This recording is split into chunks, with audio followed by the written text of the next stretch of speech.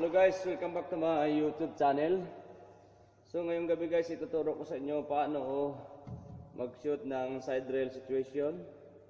Kaya alam nyo guys na maraming Pilipino na mahilig maglaro ng billiard. So ituturo ko sa inyo guys paano ipasok to. So paano ipasok yung object ball natin. Okay. So bago ang lahat, bago ko umpisahan yung pagtuturo ko guys, so lagyan ko muna yung kamay ko guys ng apoy, okay?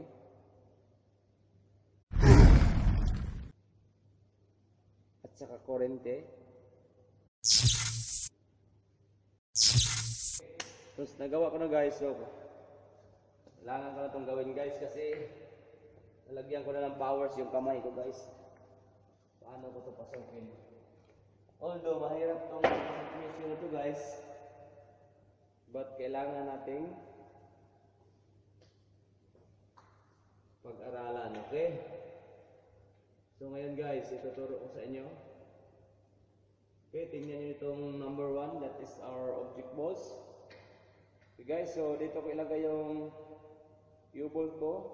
Although malayo siya, pero pasok pa rin to guys pag nasa tama yung position ng nyo, yung cue ball nyo, at saka paano nyo pinapwisto yung tips ng stick nyo. So kailangan dito siya guys naka-spin sa always at the real side of the table. Okay guys, let's take a look at this. Here is the shot. So tandaan nyo lang guys na kailangan nakadoon siya lagi nakatapat yung tips ng stick nyo doon sa side rail, okay?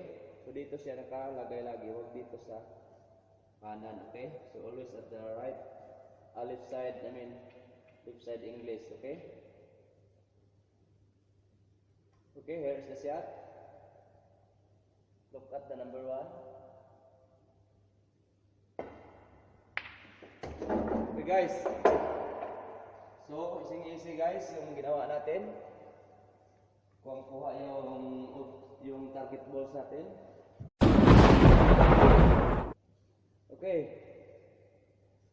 So ngayon ituturo ko naman sa inyo guys susunod.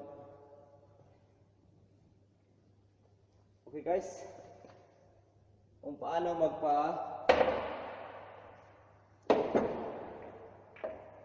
pasunod yung pamato guys, okay? So maraming hindi na nakaalam ito guys, especially sa mga beginners, kung paano papasunod yung cue ball nyo, okay? For example, this is your next shot here, okay guys? And then ito yung una guys, okay? So bigyan ko kayo ng guys, tips. Alam nyo, marami talagang hindi alam nito eh. Okay? Like for example, so this is what we call as a follow, okay? So pasundin natin yung cue balls guys. Ilagay natin dito, kahit saan dito. At least malapit na sa susunod yung target ball, okay? So titingnan nyo ito guys kung paano. So ito yung guys, tips. Kailangan nakatutok kayo sa taas, okay? Huwag dito sa ilalim. Kasi pag sa ilalim kayo guys, it's either stop ball or atras yung cue ball nyo, okay? So once na ipapasunod nyo yung bola guys, ito yung gagawin nyo. So nakalagay siya sa itaas ng cue ball nyo, doon naka-aim yung tips ng stick nyo, okay guys? Okay? So let's get start and look at number 2. That is our next shot. Okay guys, here we go. So nakita nyo guys, sa taas ko tinutok para susunod po yung cue ball natin. Okay guys, see? As you can see, nandiyan na tayo guys. So lumapit na yung pamato natin sa second balls, okay? So this is your second balls, no? Okay? So even malayo siya, at least napasunod natin. So ising-easy na lang natin yung papasokin yung susunod na bola, okay? So for example, last 2 balls na kayo. So ganun yung situation guys. So ganun ang gagawin nyo. At saka pag ano naman malapitan, so kahit yung speed nyo lang, mahina na lang kasi although nasa malapit na siya. Okay? Just like that. Okay guys.